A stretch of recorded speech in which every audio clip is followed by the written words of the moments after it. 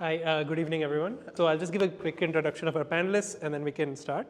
Vikram Doctor is a Goa-based journalist who has worked mostly with the Economic Times. He writes on food as a way to write on Indian society and material culture. Marryam Reshii has written about food, cuisine, food as culture, and ingredients from 1998 onwards. She has written columns for the Business Standard, Hindustan Times, and Times of India, and also has written sponsored books on food under the Times of India imprint. Her own book, The Flavor of Spice, has gone into several reprints and was published by Hachette. Antoine Lewis has been the editor of several food publications and websites, including burp.com, Savvy Cookbook, and the College Times Cookbook, and food and drink editor at Paprika Media. He appears weekly on 94.3 Radio 1's national show, Good Morning India, to talk about food, restaurants, travel, and books. As a journalist, he has written on food and drink and a number of local and national newspapers, as well as some magazines. Sourish Bhattacharyya is a journalist with over 40 years of experience in the profession. He is currently a senior consultant with We the Chefs, a platform for home chefs, and the co-author of the Bloomsbury Handbook of Indian Cuisine. Most recently, he launched the Food Writers and Influencers Collective, an initiative aimed at promoting a continuous exchange of ideas among authors, editors, influencers, and visual storytellers. Without further ado, we can start. I'll just... Okay, but it's a small audience. I think most of you can hear me. If you can't hear us, just like raise your hand. Just in case if you need it. Okay, in case we need it. First, big thanks to Science Gallery for inviting us all here, and also for this incredible exhibition, Calorie. If you guys have not seen the exhibition already, I just saw it, and my mind is blown. I mean, this sort of interaction between food and art and politics and climate justice, and it is fascinating. And society. And society. And society. It's fascinating. It's all the subjects that we are talking about in food today, and it's presented here in this incredible gallery space. And I'm really glad that as part of this, that they also chose, it looks forward, it also looks backward, looking at KT Achaya, who is the person with whom a lot of these food conversations in India really started. And so when Science Gallery asked me to come here, they first asked me to do a talk on Achaya. I didn't know him personally, so I didn't feel qualified to do it, and I'm very glad to know that. I think, Danny, next Sunday there will be a talk from one of Achaya's students. Yeah, on the 28th of December. Okay, from one of Achaya's students who had a personal knowledge of working with Achaya will be giving a talk. I think that's really great.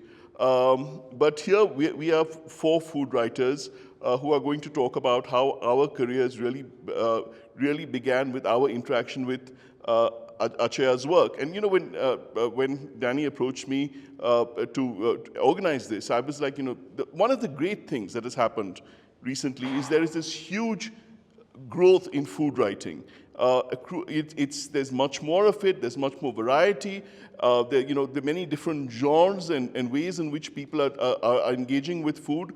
And I'm really happy that I'm seeing some of the people here, like Shobha Narayan, who was one of the first to talk about food and memoir in Monsoon Diary, and then subsequently in other work like Your Cows of Bangalore book, which is a fascinating book about one particular strand of Bangalore life. Sujata Shukla, who's done amazing work in Bhog Naivedya about temple kitchens, which is like a whole very traditional side of Indian food.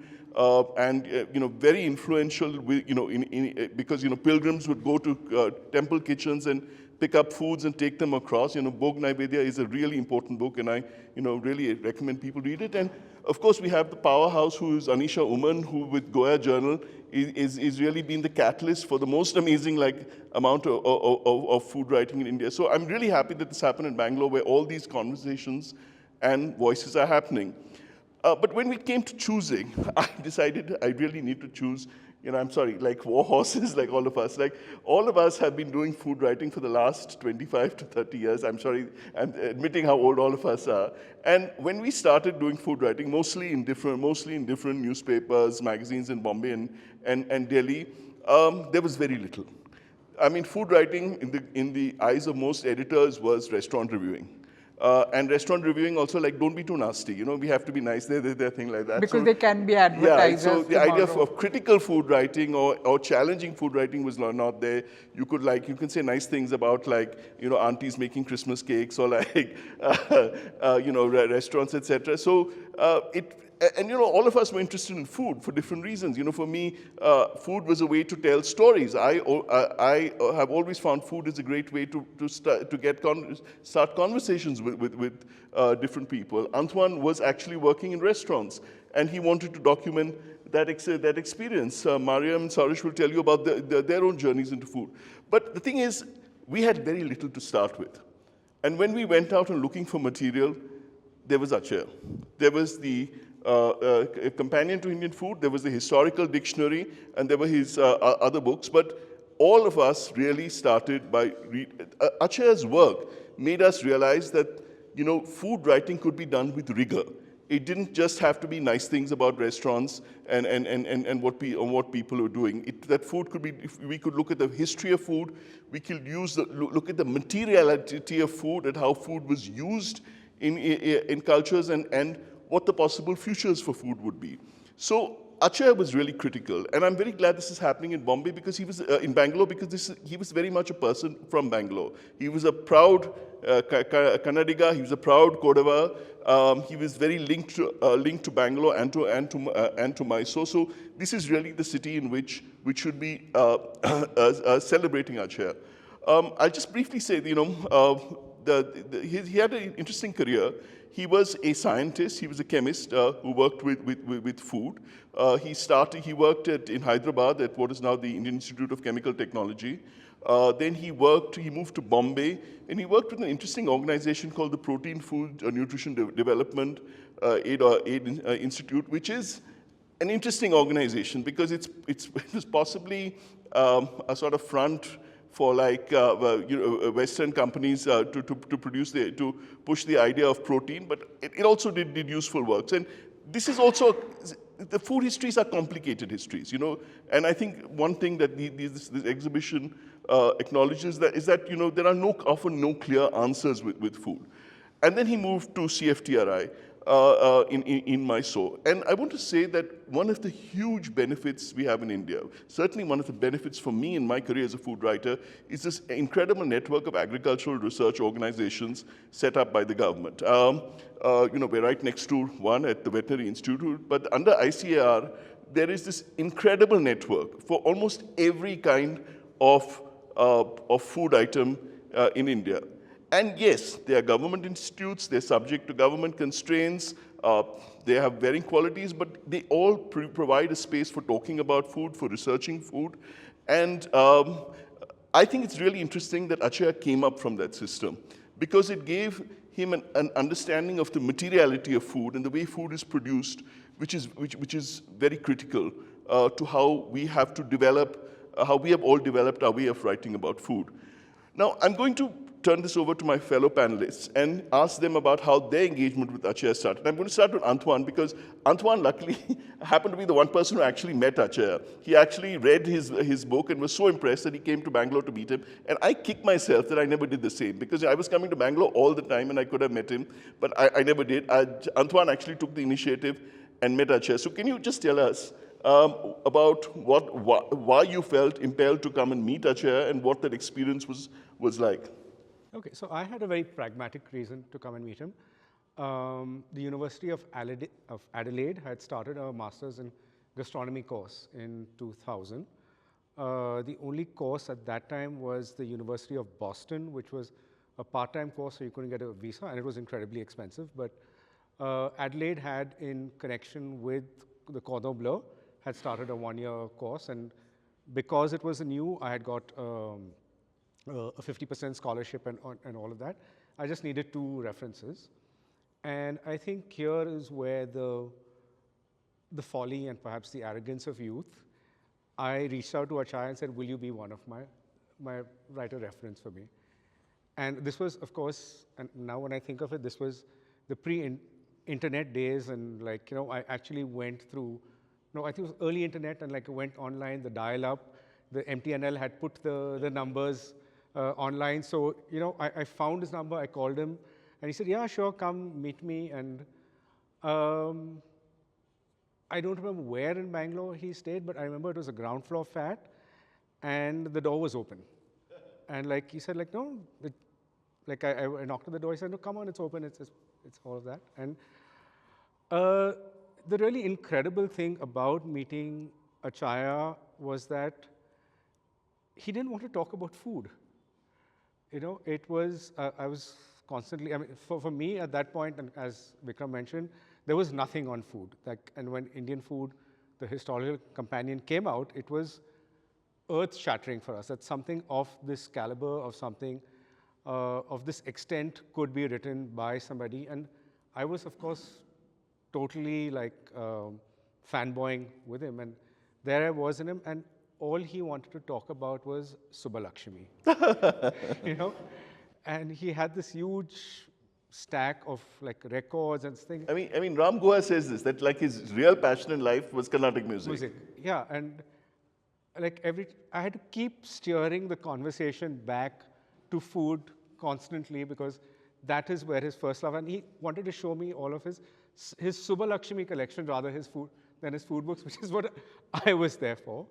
But yeah, we did talk about the chilies because at that point, Ananda Solomon in Bombay had come out with Thai Pavilion, and he had been researching chilies, and he was firmly of the opinion that chilies had not come from Mexico, and that they were. So I brought this up with him, and he took out his Aini Akbari and said, "Look, here, this is like, you know, there's absolutely no record of chilies before that." And yeah, so it was a really nice. I'm really glad that I did this, and that I went and met him. And of course, it was just shortly before he passed away, and I remember that I spoke to him, I think maybe in August, to check whether he had sent everything, and he very clearly said, like, you know, I am at my end, and like I don't think I'm going to like see the end of the year. And like, of course, with politeness, we all say, no, of course, you're going to be fine. But he did pass away within a couple of months. You know, there's a recipe by Subbalakshmi.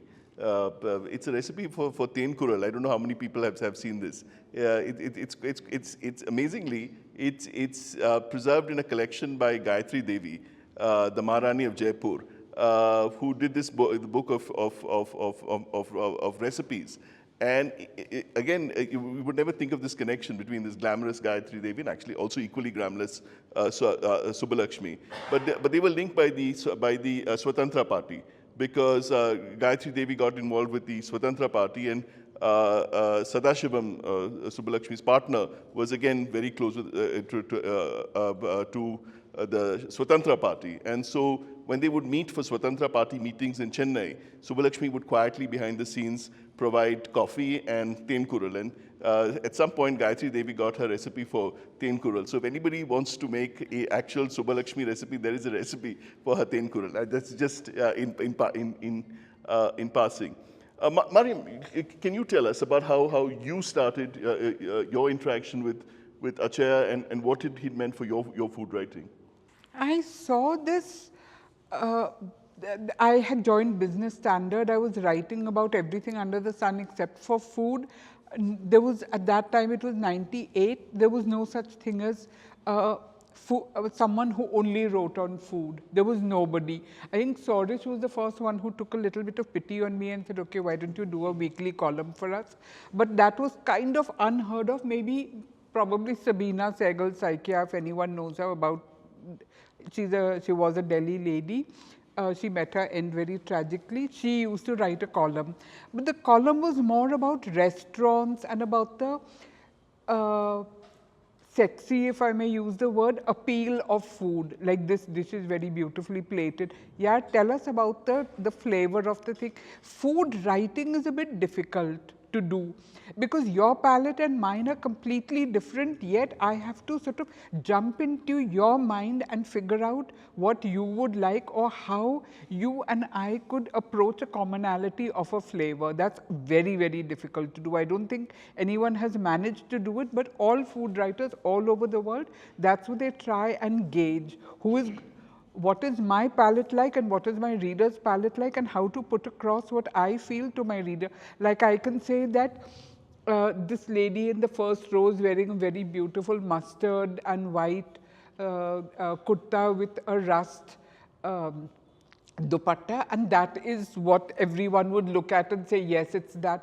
But how can I say that the chutney tastes like oranges? I mean, if it's not made of oranges, you will think that I'm mad, but actually there may be some flavor or something in it which is a little bit similar to oranges. I mean, like food writing is a very difficult thing, and how do you describe Punjabi food to someone from Kerala, or how do you describe the softness or the sponginess of an idli to somebody from New Zealand? Like these kind of things are very difficult. So you just have to sort of like keep going at it, keep trying to. When you eat something, you must say, how will it taste to this guy? Not how does it taste to me? Because you have to put yourself in somebody else's shoes. That is, I think, Mr. Achaya's greatness, because he never described the taste of food. He described the provenance of food. Would you say that's correct, Yes, Vikram? where it came from. Where it came from, what conditions. How it was produced, how it was cooked, yes. How it, like, which part of the country, what it was eaten with, how it was cooked, etc. That's, I think, Achaya's greatness. And he was, let's face it, the first food writer in the Indian subcontinent. I don't think that there was, I mean, there were many texts written in Vedic times and whatnot, but the immediate writing that KT Achaya did, he was one of a kind in modern India. That's. I mean, definitely the first to focus on Indian food. I mean, there were several interesting British food writers, Colonel Kenny Herbert in particular. But Achaya was certainly the first to look at the sort of history of Indian food. Sourish, I want you to talk about two things. You know, one is many people have talked about how encouraging you were as an editor in giving a space for them to do yes. Food writing, Marryam being one of them. And so, you know, how did you, and you know, editors, you know, section editors like you have to form an interesting role. You're working under the overall editor, and you are fighting for your section and for your space. At the same time, you want to encourage young people. So how did you encourage people to get into food writing? And second, I mean, the book you did with Colleen Taylor Sen and Helen Saberi, the Bloomsbury book of food words for India, is really the natural successor to Achaya's historical dictionary. And it was very nice, very wonderful that the first entry is about Achaya. It's useful that his name starts AC, so it comes alphabetically too, but also symbolically, clearly, you wanted to, it was a tribute to Achaya. So I want you to talk a little bit about both, like creating a space for food writing in newspapers and the conceptualization of the Bloomsbury book. Yeah, you know, my personal entry into food writing was very dramatic, you know, because I never wrote anything, you know. It so happened that I was on the news desk, and anyone who has been in journalism knows that news desk, to use a term which Donald Trump has made very popular now, is really the shithole of journalism, you know. You get no credit for anything you do, you know, but you do a lot of, you clean up basically people's bad English and bad writing, you know. Occasionally we used to be rewarded. I was in Indian Express, the year was 1987. So we used to be rewarded. अच्छा ये ITBP के press conference में चले जाओ, बहुत अच्छा मिठाई मिलता है वहाँ, समोसे बड़े अच्छे हैं वो, that sort of thing, you know. So I was then, you know, suddenly one day our crime reporter came and said that, look, you know, I've got this invite to go to Oberoi. The news editor was very happy with me. So he said कि चले जाओ, ये ओबेरॉय में नया restaurant खुला है, कंदाहार नाम है, वहाँ चले जाओ, nice lunch, so take it as a gift from us. So take it. So she said, can you accompany me? So I said, yeah, sure, why not? You're free lunch, why not? So this was 1987. You know. Who was the reporter? Her name is Sujata Shakil. Unfortunately, she did not become very famous or something, but her husband was one of the very important Pakistan commentators. He even worked in Pakistan. Very interesting work he did. Anyway, so she and I went to the Oberoi, and because we went in an auto, we were not allowed to enter from the main entrance. So we entered from the service entrance, where all the waiters and all were changing their clothes and all, wearing their uniform and all that. From there we entered Oberoi and went to Kandahar, And that was my first, introduction to something called food writing. I didn't know what the hell we were doing, but I ate well, And it so happened that the waiter then was a guy from my school, And in the school, he was famous for doing everything but study. And the last I knew that he had apparently, cut himself with a knife, and with his blood he wrote some sort of love letter to a girl in our school, So, and who later became, of course, very famous and all that. But anyway, so she wrote, so that was his claim to fame. And there I see him, the first person I see at Kandahar, at the Oberoi, was this Abhay. And so we had a major hugs and kisses, jappi pappi, Delhi style and all that. We did that. So that was it. In our time, when we began journalism, food writing was either done by senior bureaucrats' wives.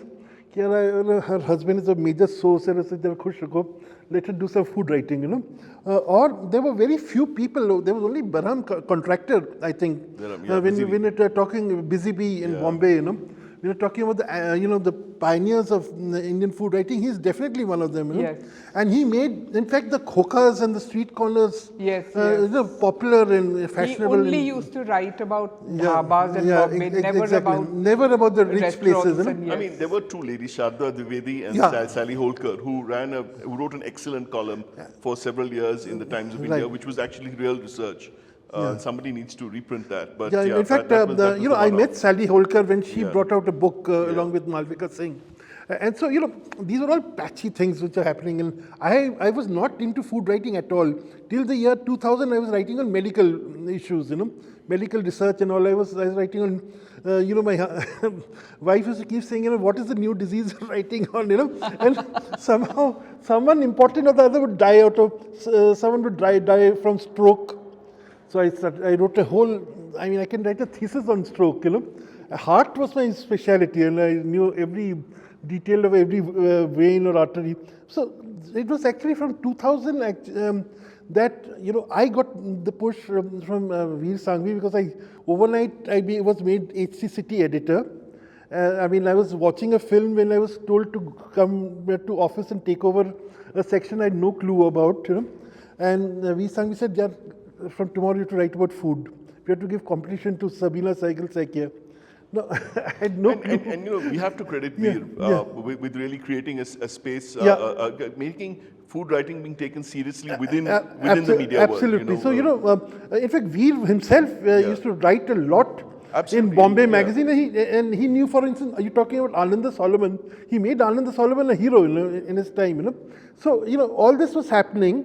And then I just jumped into it, and I realized I was not, very capable of doing restaurant reviews. I was actually quite, So first thing I did was I bought a copy of Achaya's book. I was saying, also at that time I was doing a lot of writing on wine. Because suddenly the wine economy had opened up in India, and all the, we were being invited to all fancy restaurants for wine tastings and all that. So I used to do. Then I realized that there's a lot of scope for dabbling into food history. And because I studied history in college, I thought, this is one way I can get into food writing through historical research. That's how I discovered Achaya.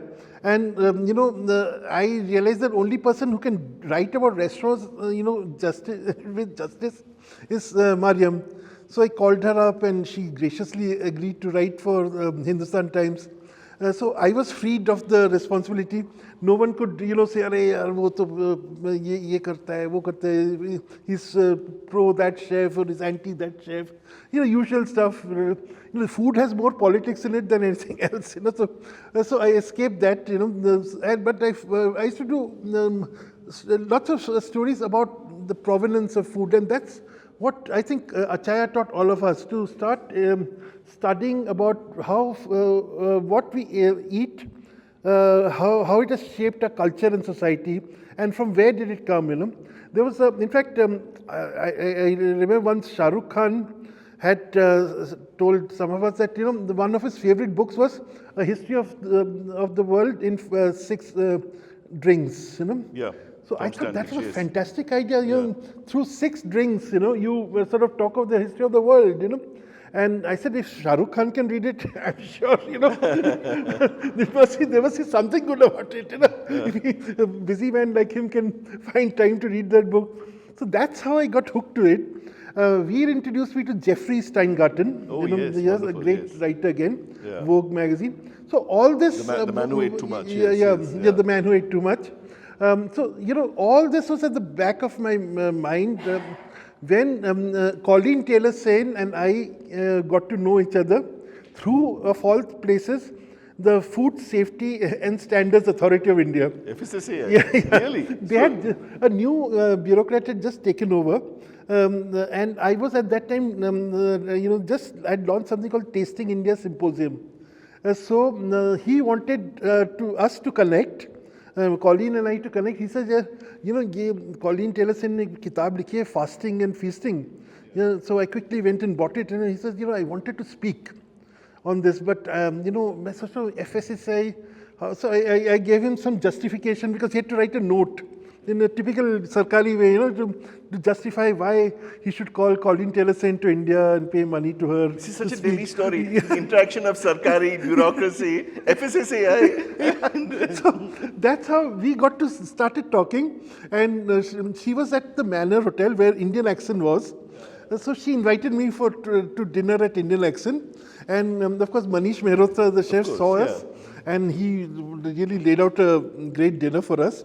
And we started talking about the Bloomsbury Handbook of Indian Cuisine. At that time, we were going to call it a companion to Indian food. And which year would this have been? This was in the year 2013, I think. 2013. Oh, sorry, it was, it's 2013 or something. No, sorry, it was 2017. Okay. Because our book came out in 2022. Yeah.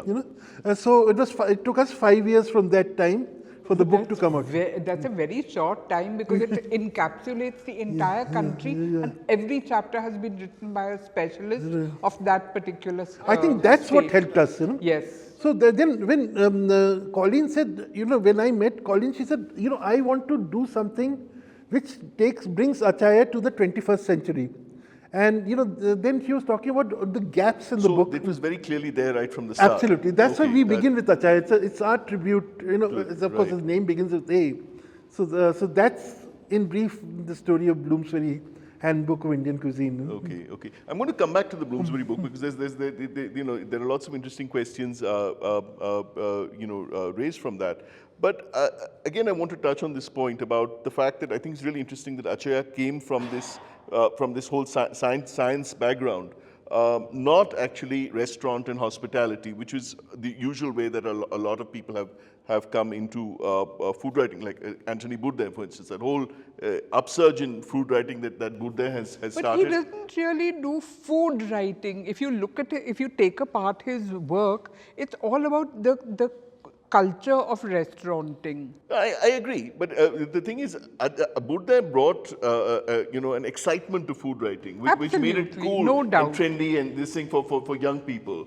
And so there's a huge range, and it's a very wide range. But I'm saying that is Bourdain's was a usual starting point. A lot of people who got into food worked in the hospitality on the hospitality business, but the fact that Achaya worked as a scientist, and he was primarily so, I'm not surprised that Antoine, that he wasn't interested in food. Food was a way for him to express his interest in science and history. That's it was not necessarily. I find it wasn't something that he was. I mean, he was very clear that he had done something important, and he was proud of his book. But he wasn't reveling in it. He wasn't something that he was like throwing about or acting like he had come out with something really fantastic, which all of us recognized Yeah. as being something like really No, incredible. no, and it's something I really relate to because, one of the perils of being a food writer is people assume you're a foodie. And I have all these people coming up and wanting to have deep, intense conversations about where to get the best biryani and things like that. And A, I hate to say it, I'm the one Indian food writer who does not like biryani. And B, I'm not wildly interested in food. Food for me is a way to tell stories as a journalist. What is great, I think, about Achaya was that this was there. Food was a way to history, to culture, to science and change. And all this, foodie, loving food is important. I'm not saying it's not important, but there's a certain foodie mindset that I find very stifling at parts. I don't know if anybody else agrees with me on this. Yes, because some random restaurant comes out, maybe the principals live in Switzerland or in China or, Jakarta or something, and everyone starts flocking to that restaurant just because of the promoters. That's not food. Food is like the most simple kani or something that you make in your house and put one drop of pickle oil in it and make the taste transform, and you are able to taste the pickle oil all throughout that whole bowl of kani. That is food. That is the essence of food, which enlightens you and your mood gets uplifted for the whole day. It doesn't have to be pretentious.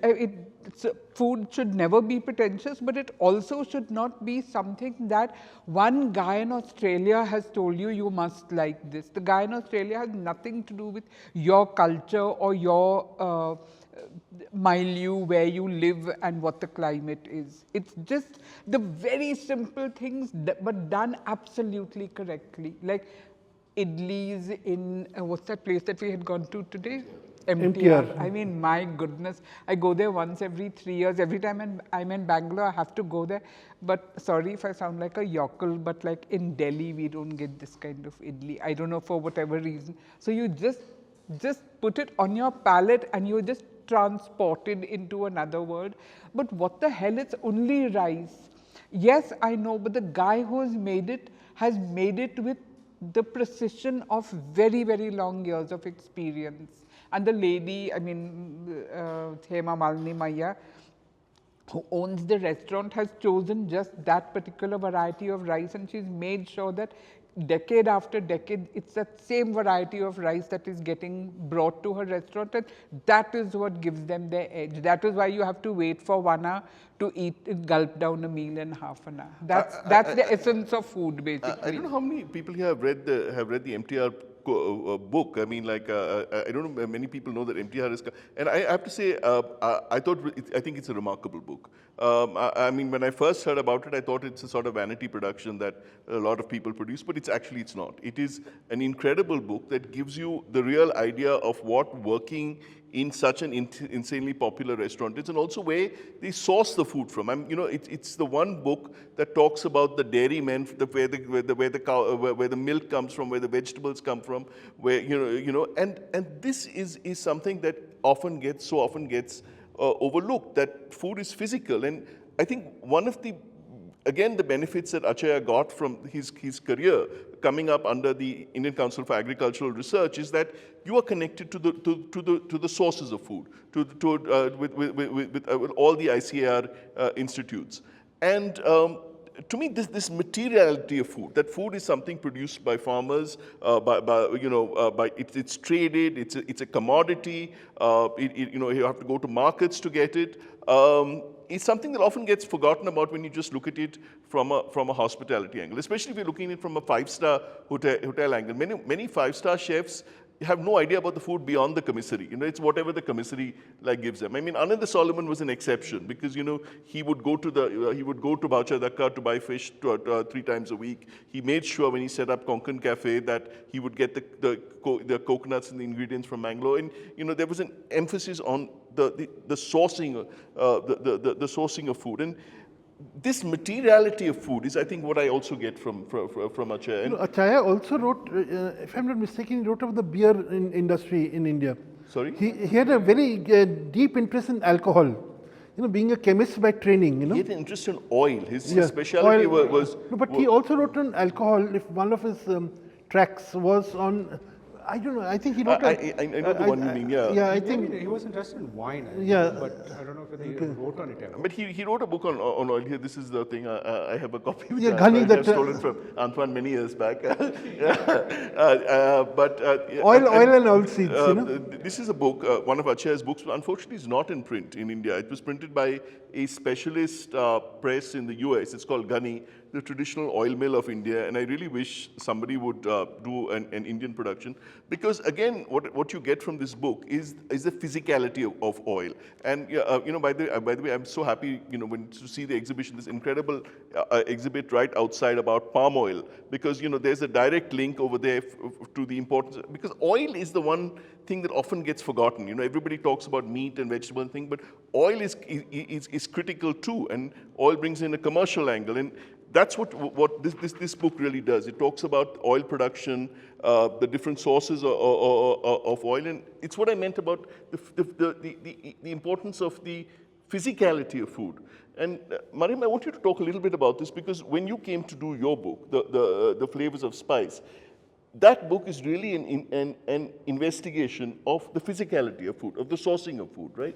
Yes, absolutely. You can make any dish that you want to, but unless your cardamoms are sourced personally by you or by someone like, you know, whom you really trust, you go to Kerala, you go to the source, you look at the fresh crop, you see how many seeds are like.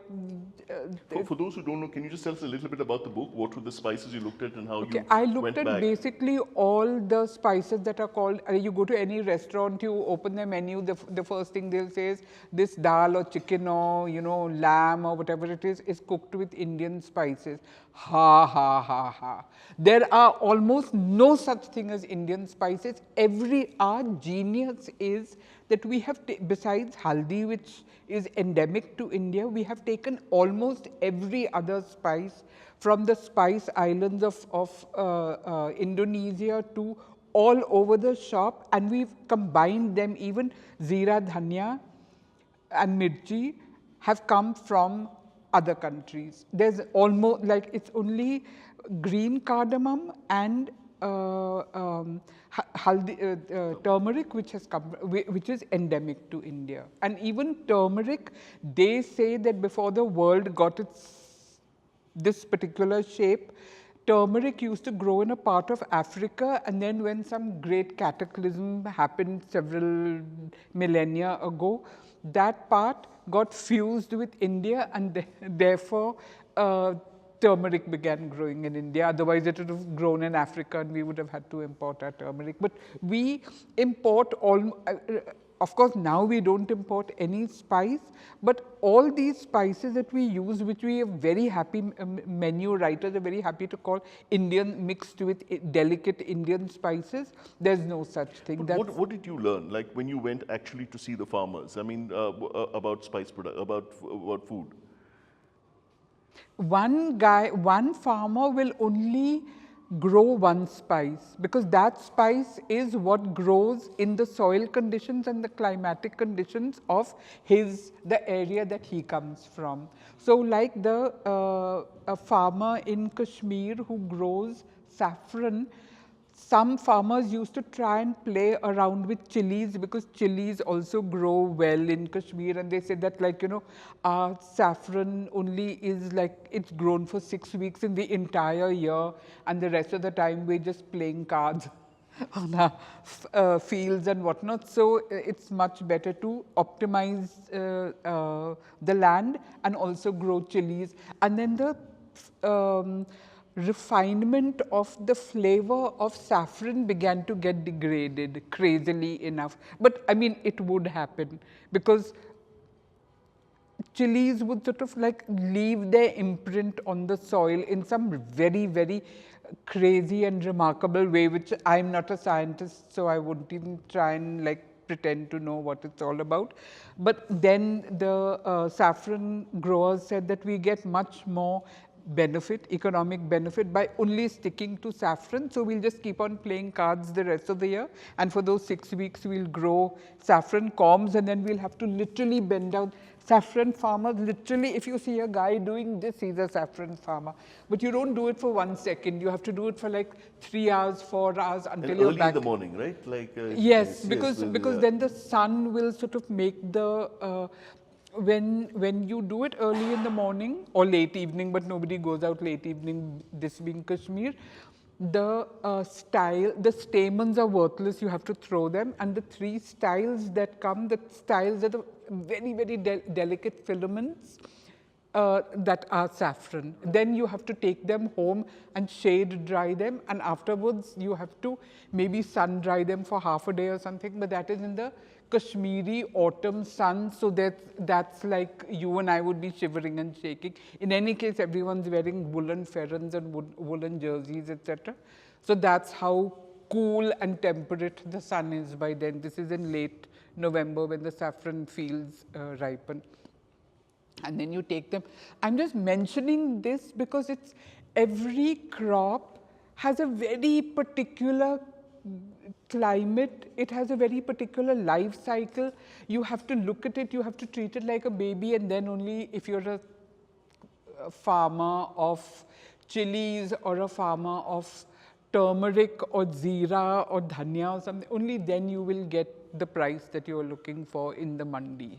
And I mean, it's a whole different economy, but it's so hidden that we never ever get to hear of it. We'll go to the sabzi market and we'll see all these bales of vegetables, spinach, cauliflower, etc. But I don't know why, maybe it's rarer, we'll hardly ever see a mandi where trucks and trucks are coming laden with turmeric or laden with trucks won't come, like saffron won't come in a truck, but anyway.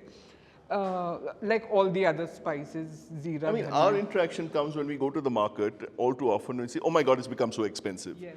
And the thing about food prices is that I'm not trying to diminish the fact that food inflation is real, the cost of food is real, but also this easy way in which, you know, we dismiss by complaining about food prices, the sheer work and the effort that goes into the production of food systems, the livelihoods of farmers that's there in the food. I'm really glad this exhibition, you know, brings up some of these issues, and also the complex role that traders play. So, for instance, with saffron, how much of the money do you suppose the farmers actually get, and how much do the traders get?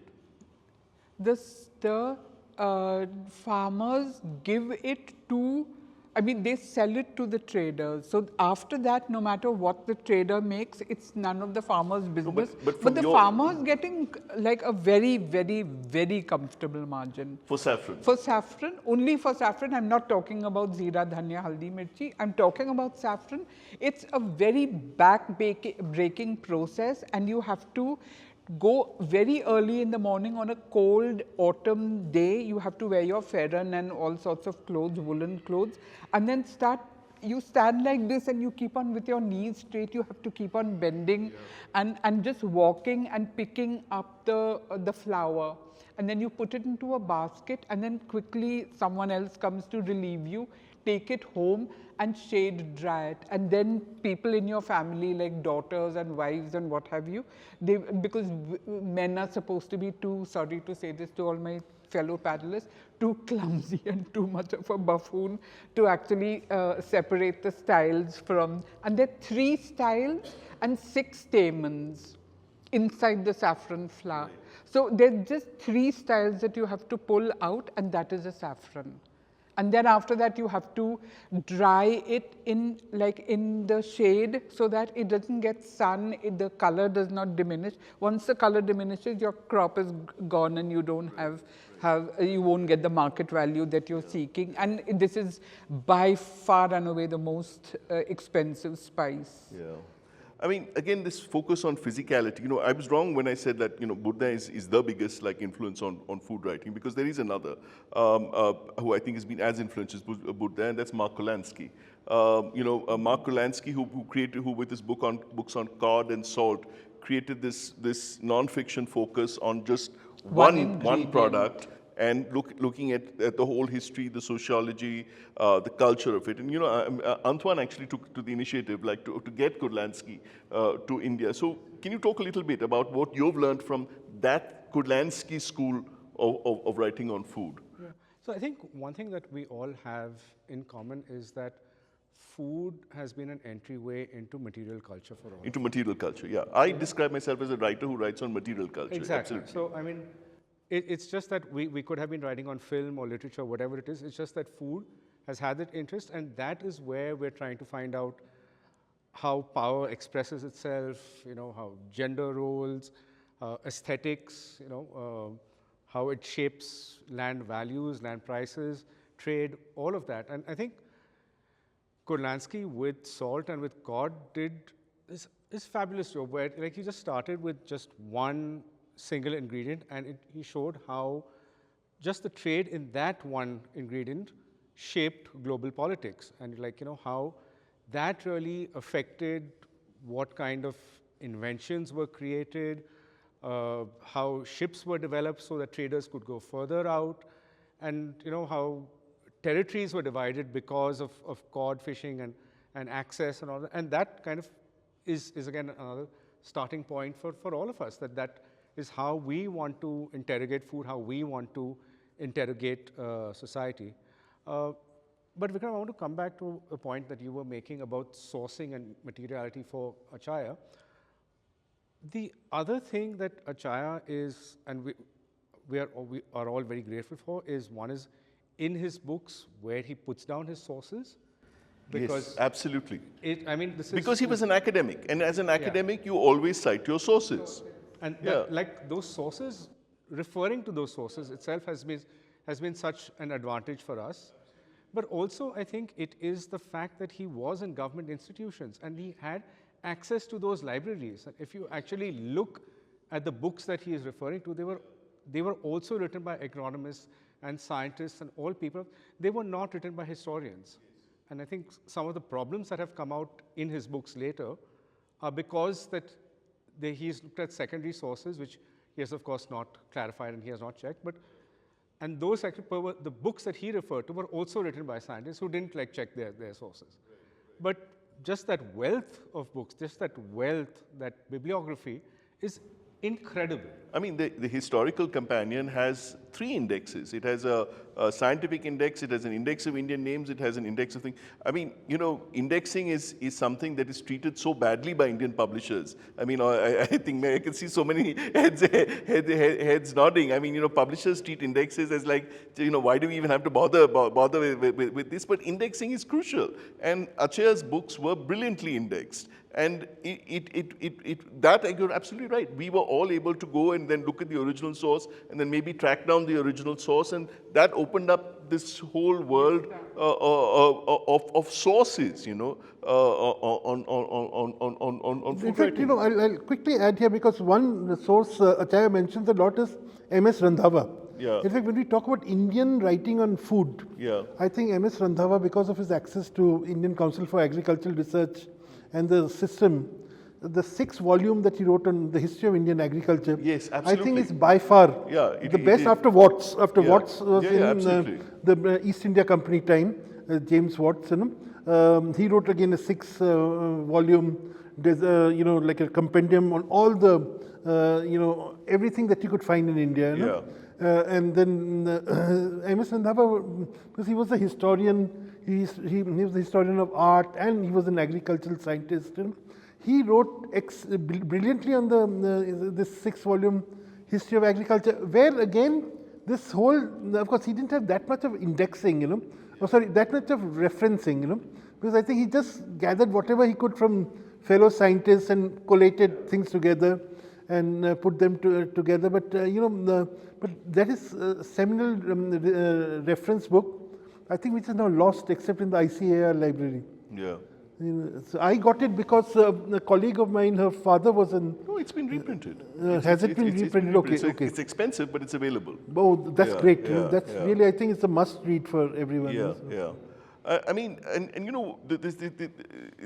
I feel that this sort of focus on materiality is so important because Unfortunately, one of the problems with food writing, which we've all experienced, and this is related to the fact that food writing historically was not taken seriously by newspapers. So, they would just give it to anybody, and then and especially once Wikipedia came out, everybody would go on Wikipedia and do like a bunch of things. So you hear the most absurd, like, things just like the one I've always seen as a joke is about how Draupadi invented Pani Puri. I mean, like, you've all heard this, like, the Draupadi invented Pani Puri so she could give one to each of her husbands. Now, this is like an insult to Draupadi, it's an insult to Pani Puri. I mean, it's insult to her husbands. And you hear, it gets propagated again and again, and people will find it gets picked up by the internet, and it gets. I mean, this is the most frivolous example. But there are much more serious examples where misinformation gets spread. And one of the problems with food history is that there are no clear answers. Food is perishable. The people who produced food were often illiterate. I mean, they were women. Nobody listened to women. They were cooks. Cooks were often illiterate. The repositories of food history are usually unheard. And for this reason, there is very clear knowledge. I am often, like with all of us, like, because once we become known as food writers, then some journalist will call you at in the middle of the night saying, I have a deadline, I have to do a book on watermelon. Please tell me who introduced watermelon to India. I mean, and they always want definitive answers, because they have limited space. And I think one of the things I did gain from Achaya was the way of approaching this, that you do not have clear facts, but you can make a hypothesis. And you can make a hypothesis which is linked to material things. And I think one of the most brilliant examples actually comes with his thesis about chilies. Yes, his ideas about where chilies came from is a bit iffy. But I think where he's absolutely strong is on how chilies got adopted in India, because this is the fascinating question. How did we know for sure? I mean, whatever the thing that chilies came from the Americas. By the Columbian Exchange. I mean, there's a lot of fascinating research now happening about the direction it took, and that increasingly it seems that it went across the Pacific with the Spanish. But the question remains, like, how did India, which did not have chilies, adopt chilies in such an overwhelming way? And the hypothesis Achaya makes is, to me, a compelling hypothesis, but though it's still a hypothesis. His point was chilies must have substituted something. And what did they substitute? Now, most of us, it's usually said that chili substituted pepper, but pepper does not look anything like chilies, and pepper heat is also a different sort of heat. It's fruitier. His hypothesis is that chili substituted long pepper. Long pepper, I don't know how many of you are familiar with. It's related to pepper. It grows in the hills. It's long. It looks like a stamen. It's pungent in a slightly different way from pepper. And long pepper has historical consumption. We know this because long pepper was exported to the Romans. It's used a lot in Ayurveda. If anybody has a cold, just like have some long pepper and honey, and it's like absolutely brilliant. So long pepper is a very well established Indian commodity, but it's now a marginal commodity. And Achaya's hypothesis was that people substituted chilies for long pepper because, number one, chilies look a little bit like long pepper. They're long. Chilies are easier to grow than long pepper. The long pepper just grows in the hills. It's also fairly perishable. It doesn't eat anything like that. Chilies are one of the easiest plants to grow. I mean, they grow everywhere. You can anybody can grow a chili plant in the things. And so his point, and chilies provide a very, very reliable heat. Long pepper is a bit like more pungent, but there are things. It's hard to explain the sensation, but if you've ever tried it, you'll know what I mean. So his point is that the larger point is that cooks are brutally functional. They have to produce food. They will produce food with the minimum amount of effort, the minimum amount of cost, because that's what you're supposed to do. And chilies were just easier, so much easier to use than long pepper. Now, this to me is a hypothesis which is grounded in the materiality of chili, of long pepper, of how chilies are grown, how long pepper is grown, and also on the fact that Indian cooks, all cooks, are intensely practical. we are not going to spend our time doing extra effort or paying for extra cost when there is an easier, acceptable substitute. And we see this again and again and again. It's why we now use English vegetables instead of like a lot of traditional Indian vegetables. So to me, this sort of what I call Achaya's chili hypothesis for the adoption of chilies was a real learn. When I read it, it was like, wow, this makes so much sense. And it makes so much sense in other contexts because it makes sense in how we have adopted so many other foods. Why so much of our diet is from different, now, and you know, there people have conspiracy theories, but it's not. Most of the food, why do we use tomatoes? Okay, tomatoes are not native to India. There's still many cultures, many types of cuisine that don't use tomatoes, but tomatoes are useful. They're extremely useful. They give a very reliable sourness. They have a lot of like umami taste, and that's why tomatoes have things. So to me, this I think is where Achaya was really useful in showing how to approach food history in a reasonable way. Because you've all heard this, right? These absurd like sort of theories about food. Which have now just simply proliferated with social media, that like, now like there is no reason to have a source, so you just make up whatever you want now. And I think that sense that for many of us that Achaya at least was an academic, and that academic inclination to writing history or writing anything authoritative on food has just disappeared. You know, talking about chilies, I've got this what I call the aloo gobi hypothesis. You know, both aloo and gobi are foreign. You know, and yet everywhere you find them. You know, in fact, Swami Vivekananda once famously said that he introduced, you know, in every Ramakrishna mission puja, you'll be given khichdi with aloo and gobi in it.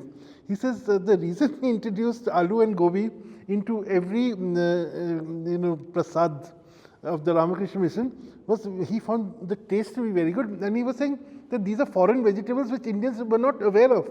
And he was born in the late 19th century. Even then, these were not that common, you know. So he said he wanted to popularize the vegetables, and at that time, the Horticultural Society, the Agriculture and Horticultural Society of India, a very important organization. Very active, one of the most important overlooked organizations, the Agri-Horticultural Society. Exactly, founded by Warren Hastings, you know, of all people, you know. So he wanted to promote actually aloo, gobi, and peas, you know. Among his disciples. So it's a famous story. But you know, talking about myth making and you know how you know social media now, because everyone has become a food expert. Like potatoes, you know, now there is this big theory that why. If you're going to say potatoes came from the Portuguese in Goa, then we're going to have a fight because I don't believe this at all. No, I'm coming to the Bengal part of it because that's what excites me the most. You know, I've never actually lived long enough in Bengal. You know, it is there's a big theory, but why does biryani in the Bengal biryani, Calcutta biryani, have potatoes in it? Now the theory that the social media has popularized is that Wajid Ali Shah, by the time he went to Mitya Buruj and settled down there, he had become a poor man, you know, he was a pensioner. And you know, so to cut costs, to save money, his cooks introduced potatoes into biryani. But you know, Wajid Ali Shah was getting a pension of 10 lakh rupees a year. 10 lakh rupees was a fortune. Even I mean, someone was saying it's 120 crores. You know, that was his pension. Okay, yeah. I mean, with 120 crores, he can do anything. You know, in this world. You know, so. The reason he introduced potatoes in the biryani was at that time potatoes were actually very expensive. Yeah, they were luxury crop at that time. Yes, only the English should have it. That makes sense. And the biryani and the potatoes that were sent to him first was by the Governor General, who I think was Dalhousie or Canning, one of them. You know, I think it was Canning. You know, after whose wife. Lady Canning. So anyway, one of these British gents had sent him a gift of potatoes. His you know, chefs, cooks thought, wow, chalo ye bhi mila dete. And that's why Calcutta biryani has potatoes, and what a fantastic you know addition. Absolutely, because the potatoes taste of the flavors of the meat. It just sucks in the flavors.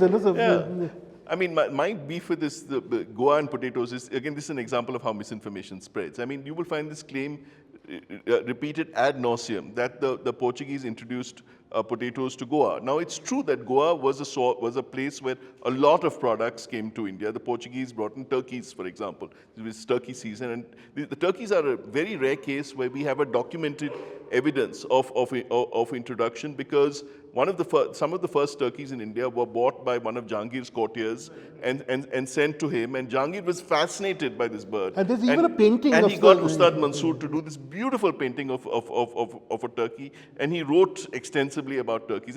This is an extremely rare example of where a food introduction in India is both documented in print and very beautiful, painting. So Goa, yes, it's true. Goa is a source of thing, but potatoes, it was not, because for a very simple reason that potatoes don't grow in Goa. I mean, Goa is a tropical climate. Potatoes are a cold climate. They come from the Andes. Even in India, they are grown in winter, and we keep them in godowns to have them over the year. Today, ICAR has developed varieties of potatoes that will grow in Goa in winter, but potatoes don't grow in Goa. And the first potato research station was set up in Kufri, Yeah. in Shimla. In Kufri, You know, exactly. yeah, In exactly. Shimla. There's also yeah. a possible separate introduction of potatoes in Bangalore, which does have some historical documentation because by the military. Because again, the military was a great source of introduction of food products to feed the service. So there is some documented evidence of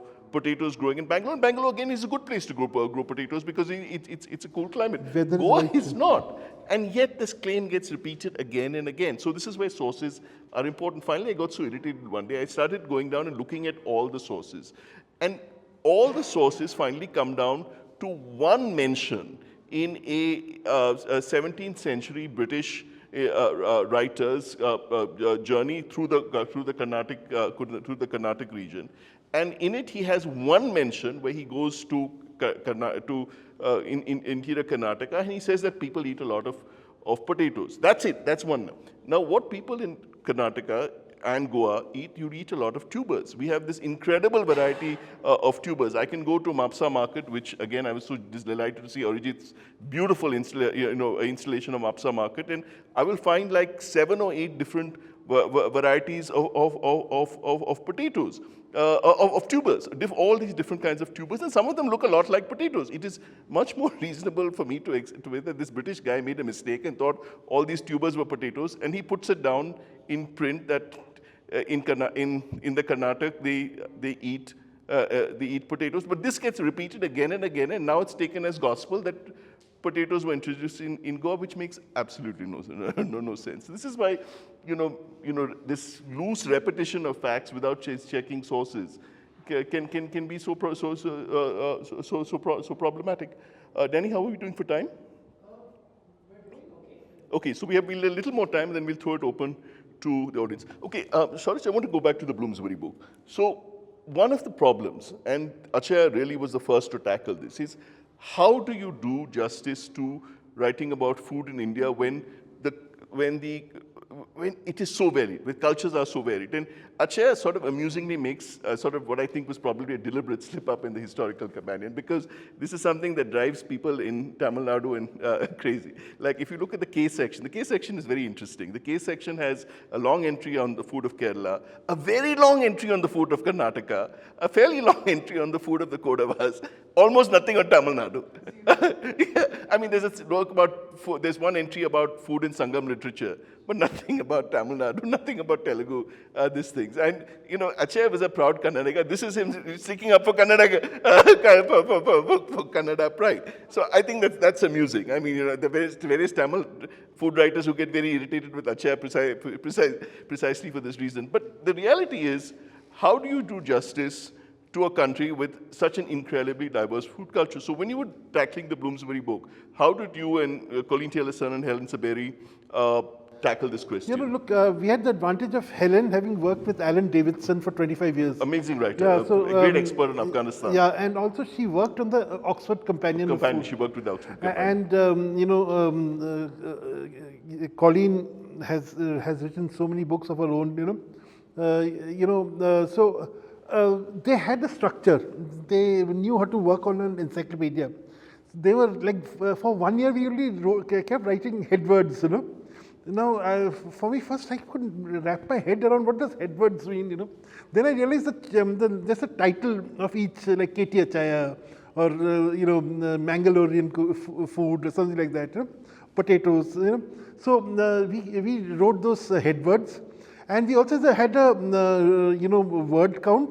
It had to be not more than 200,000 words, and you know, which translated to 500 pages. You know, so we had to fit in everything in those you know, physical in that physical space. These headwords were very important because it helped us eliminate a lot of things. But we were certain we will cover all the states of India. So each state is represented, and each state, like Marryam has written on Jammu and Kashmir. You know, she was saying that how Ladakh, I think, was a discovery for you, wasn't it? You know, because it was so different. You know, and again between There's Jammu no and commonality, but Jammu Kashmir and Ladakh used to be one state. Now it's been bifurcated. Ladakh is separate and Jammu and Kashmir is the other. So there's no comparison between Ladakh, which is snow-bound for much of the year, and Jammu and Kashmir. Kashmir still people, I mean, like trucks, etc., can reach Kashmir from the plains. But That's they an can't extreme example, but to some extent you see this in every Indian state, except maybe Goa. I mean, like, there is huge variation within, within the states. within every So state. that's why, you Coastal know, Karnataka is not the same as interior Karnataka, and South Karnataka is not the same as Bombay, Karnataka. You know, so because we had local writers writing on these states, we got a good sense of that, you know. So that was one thing we did. Second, we also covered all the important cities from point of view of food, you know. That was the second thing. And then, you know, at that time, you know, when Colleen and Helen were talking about it, I found it because they used to really tear their hair upon all ingredients. Now, when we are talking about materiality, you know, I, you know, frankly could not, you know, say, why do we want to tear our hair over camphor, you know, whether camphor is used in Indian food or not, or, you know, we had a long discussion on long pepper and telecherry pepper and pepper, you know. In fact, there was once Helen's at a very odd hour in the morning, because I think she lost track of my time. She sent me a message that, oh, you know, you talk about sambar masala, but you know, but I thought it was not a. Why do you think it's a Parsi dish? Parsi has also have sambar. I said this sambar without an H, and that's sambar with an H. Sorry, I may walk into some trouble here. So I sort of explained to her that you know. So, you know, so we went into all this. It's a good example of how confusing things are. That exactly. There is a Parsi sambar masala, there is a South Indian sambar masala, there is arguably a Tanjore sambar masala. And then Rogan Josh itself. And there's a hotel sambar masala, you also, you know. Look at Rogan Josh, you know, Punjabis, you know, think of Rogan Josh totally differently than how Kashmiri. So we wrestled with all this, you know. Through the book, and it was, and also we did some things interesting, like, you know, we wrote about ice, the ice in Indian culture, you know, and then about milk, you know, about how this whole, where we talked a lot about Amul and all, you know, how milk has, and about soft drinks, you know, how did, you know, so these are the things which are not in Achaya's book, you know. Achaya's book doesn't talk about processed foods, popular foods. Yeah, exactly. It's true. And so you know, just very interesting thing we learned, like what you learn, like when ice first came to India, it was shipped from Boston. There's an American who got it. Frederick Tudor. And it landed in Chennai, then Madras. It landed in Calcutta first, then Bombay, then Chennai, where the ice house still exists. Yeah, exactly. Now it's Vivekananda. Now it's called, exactly. Now the thing is, the ice blocks were so big that they needed a huge mansion. That only mansion available was Nawab of Arcot's palace. So where they put it then became Ice Mansion, and now it's the Swami Vivekananda Memorial. So, you know, so a lot of these stories also started coming. So what our idea was to integrate stories with materiality, as you talk about, and you know, give a little more interesting, you know, picture of Indian food.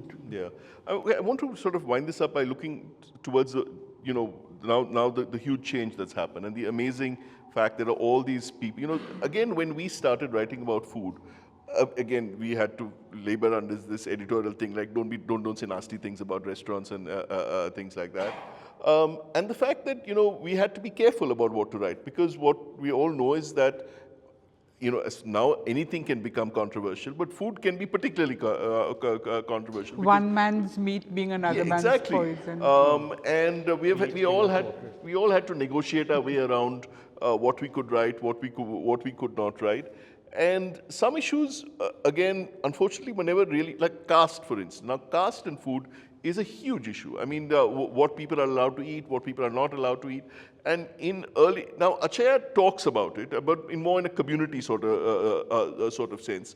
What is amazing is now we have people like Shahu Patole, who's an incredible book, and you have quotes from him over here, are bringing issues of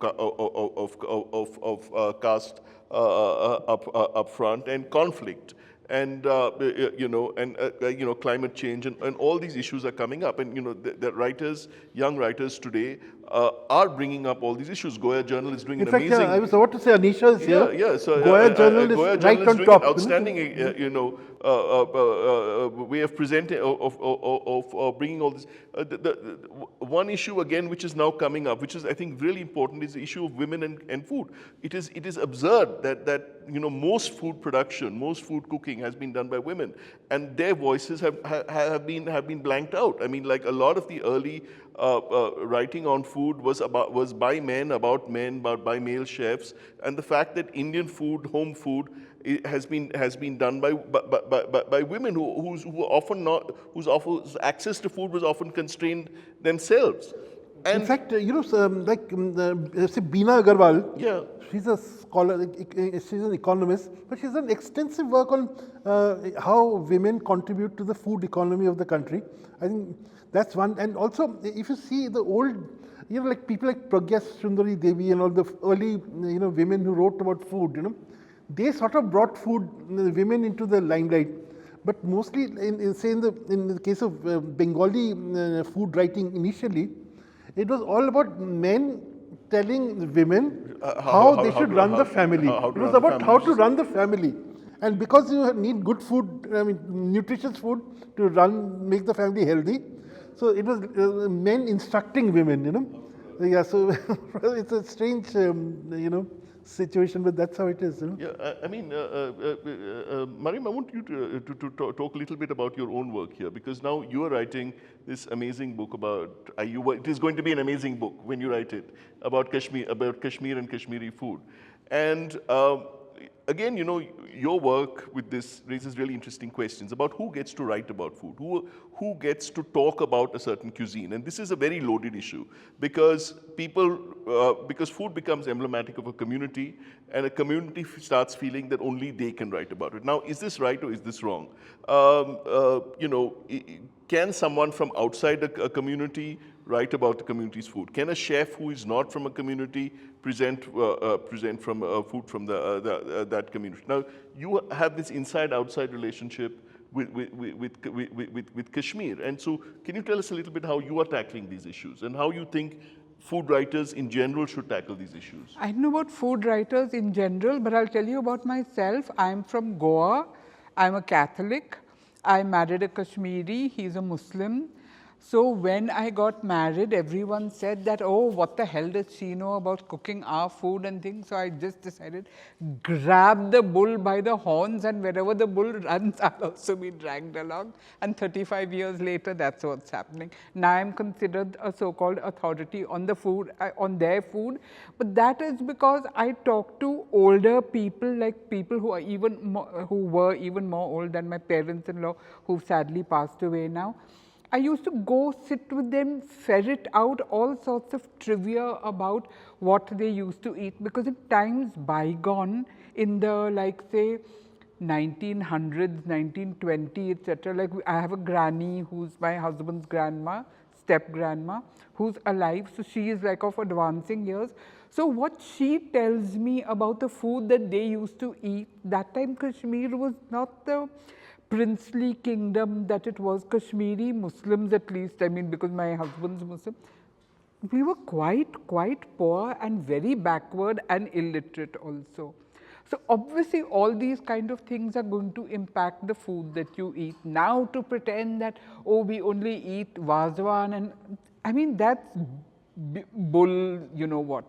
So if I begin buying into that narrative, I will be a fraud. I mean, I will not be doing justice to my subject. I am a food writer. I will, if there are 3 mics over here, I'll say that there are 3. I won't say that there are 5. So that's the thing.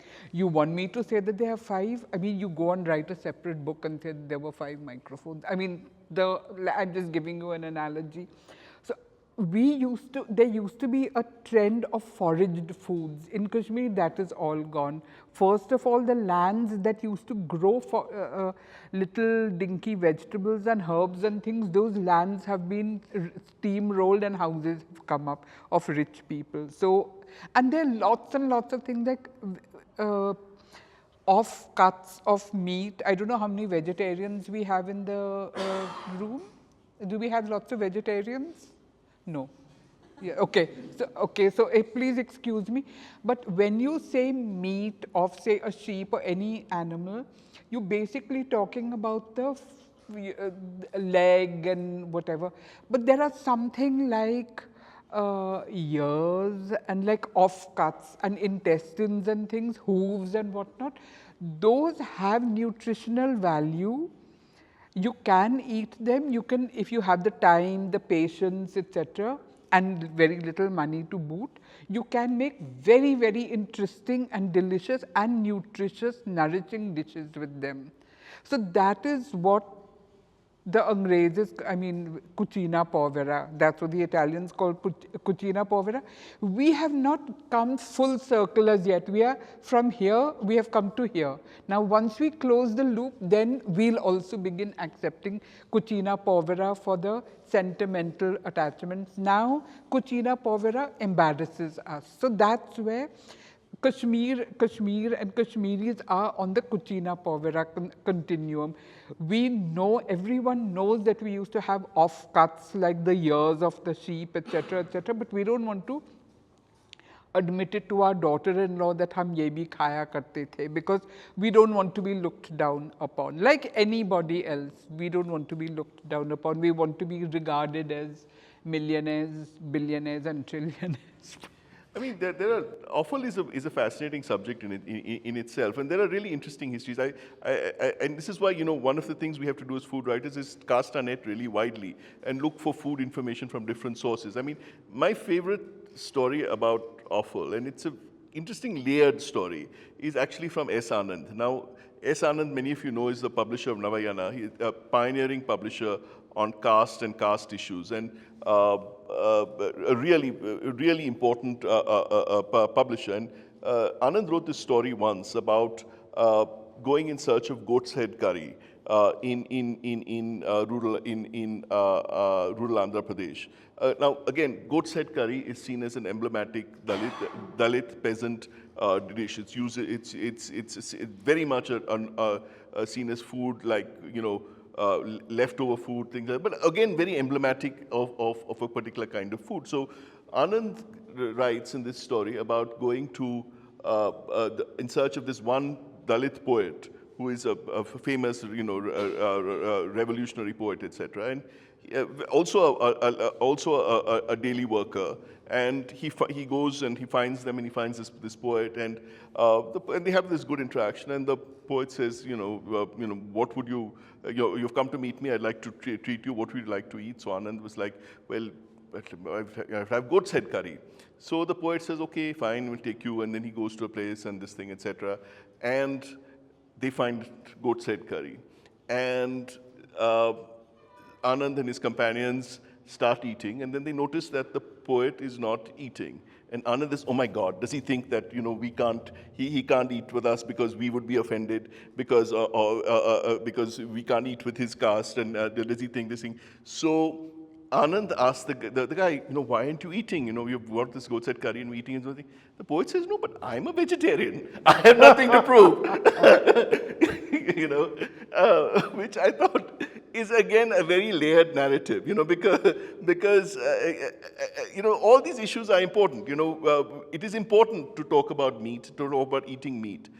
At the same time, you know, it's ridiculous that just because vegetarianism is being weaponized for political purposes, we ignore the fact that across the world, increasingly we must eat more vegetarian food, an increasingly vegetarian diet for climate change, and that India is an incredible repertory of vegetarian, or even what I call from Goa semi-vegetarian food, where a little bit of dried fish is mixed with vegetables. And if you go and see Parag Tandel's exhibition over there, there are lots of recipes of exactly this kind, where dried fish is mixed with vegetables, and it's very Goan, it's nutritionally excellent, it's environmentally sustainable, and it's disappearing because restaurants won't serve it, people don't want it, because when people come to Goa, they want meaty like food. So everybody's eating chanak, which is increasingly farmed with increasingly,